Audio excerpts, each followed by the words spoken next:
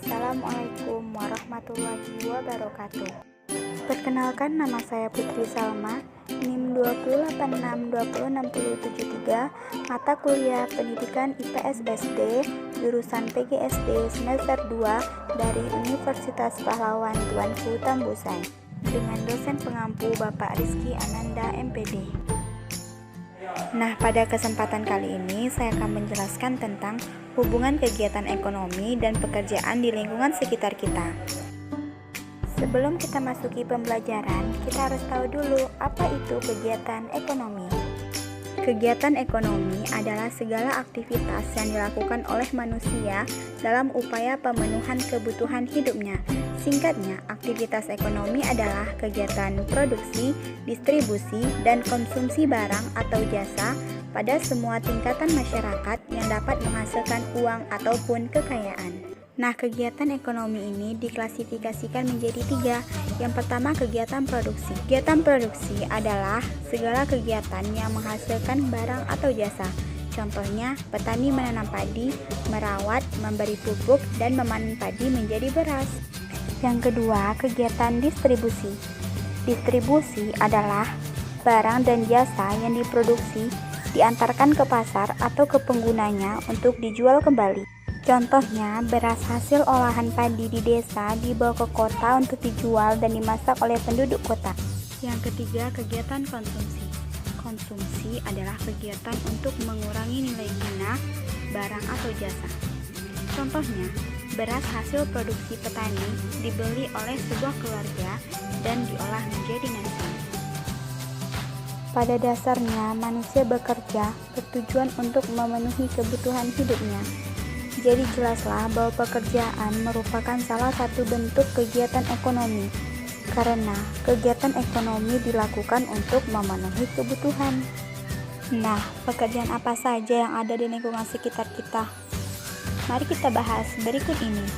Pekerjaan itu dibagi menjadi 2. Yang pertama, pekerjaan yang menghasilkan barang.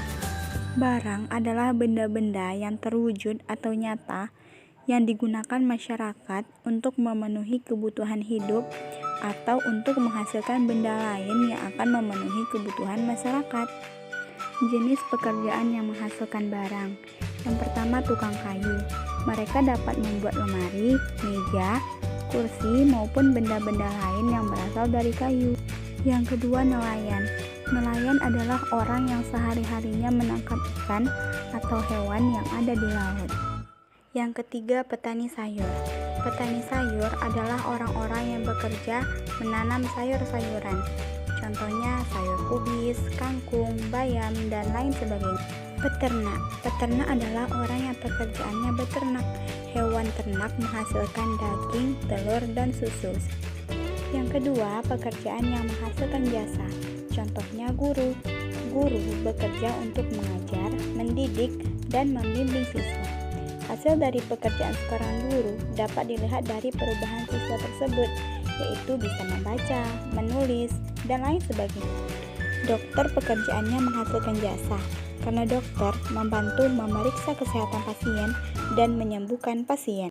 Polisi merupakan pekerjaan yang menghasilkan jasa, karena bertugas menjaga, mengayomi, dan melindungi keamanan masyarakat. Sebetulnya masih banyak lagi contoh pekerjaan di bidang jasa dan barang ini, seperti pengacara, konsultan, perajin, montir, dan lain sebagainya. Apa saja jenis usaha di bidang ekonomi? Yang pertama, usaha agraris.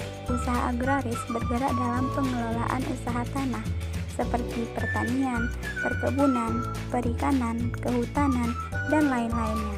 Dalam pengelolaannya, usaha ini berkaitan dengan keadaan alam, seperti iklim, cuaca, keadaan tanah, air, dan sebagainya. Yang kedua, usaha ekstraktif.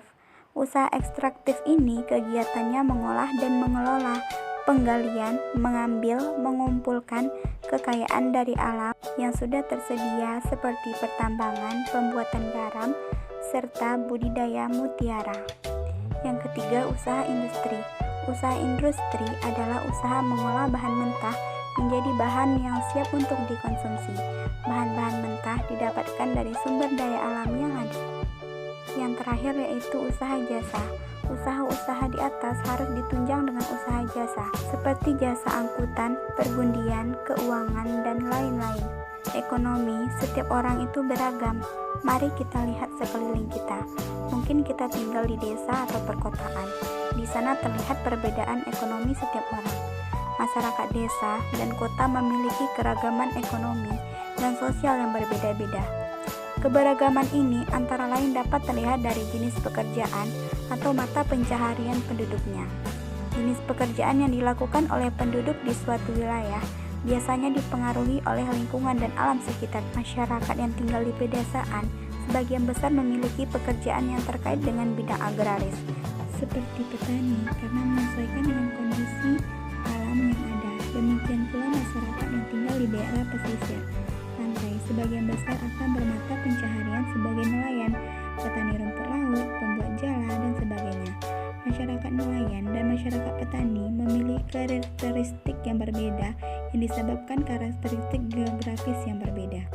Bagaimana dengan masyarakat perkotaan? Masyarakat di daerah perkotaan memiliki pekerjaan atau mata pencaharian yang lebih bervariasi, seperti berdagang, buruh, penjual jasa, dan sebagainya. Secara ringkas, masyarakat kota lebih beragam daripada masyarakat desa. Perbedaan tingkat ekonomi di desa, tingkat ekonomi masyarakatnya relatif sama, sedangkan di kota tingkat ekonomi warganya sangat beragam. Ada warga yang miskin, kaya, dan sangat kaya. Jadi, mengapa ekonomi setiap orang beragam? Karena setiap orang memiliki penghasilan yang berbeda menurut kemampuannya mengelola sumber daya alam sesuai bidang usaha yang beraneka ragam. Kita harus selalu menghargai keanekaragaman mata pencaharian masyarakat di lingkungan sekitar dan di Indonesia pada umumnya. Caranya antara lain, yang pertama, tidak mencela dan merendahkan mata pencaharian orang lain. Mata pencaharian masyarakat Indonesia sangat beragam, mulai dari pedagang asongan, pengamen, pegawai karyawan swasta, hingga pengusaha. Apapun pekerjaan orang lain, kita tidak boleh merendahkan. Misalnya kami mendapati seorang pengamen yang mencari uang dengan berjalan dari rumah ke rumah sambil bernyanyi. Kamu harus tetap menghormatinya, tidak boleh mencela, bahkan merendahkannya. Yang kedua, menghormati orang yang sedang bekerja. Kamu harus menghormati orang yang sedang bekerja. Tidak peduli pekerjaan itu bagus atau tidak menurut kamu. Misalnya, kamu sedang memasuki gerbang sekolah. Kebetulan ada tukang kebun yang sedang membersihkan halaman. Sebaiknya kamu menyapa atau setidaknya menganggukkan kepala kepada tukang kebun tersebut agar terlihat lebih sopan.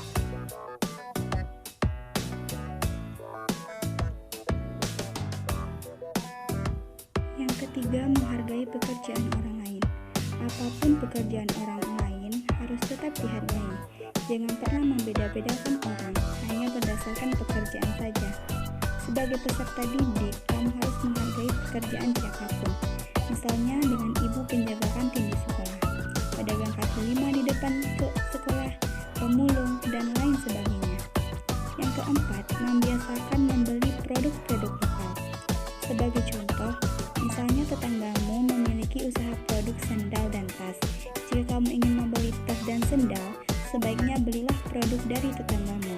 Hal tersebut merupakan salah satu bentuk menghargai mata pencaharian tersebut. Yang kelima, membiasakan mengkonsumsi makanan dan buah-buahan dalam negeri. Mengkonsumsi makanan dan buah-buahan dalam negeri dapat mengangkat hasil pertanian masyarakat, sehingga secara tidak langsung dapat membantu mensejahterakan petani-petani yang ada di Indonesia. Itulah tadi penjelasan dari saya tentang hubungan kegiatan ekonomi dan pekerjaan yang ada di lingkungan sekitar kita. Semoga dengan penjelasan ini bisa membantu teman-teman memahami tentang apa itu kegiatan ekonomi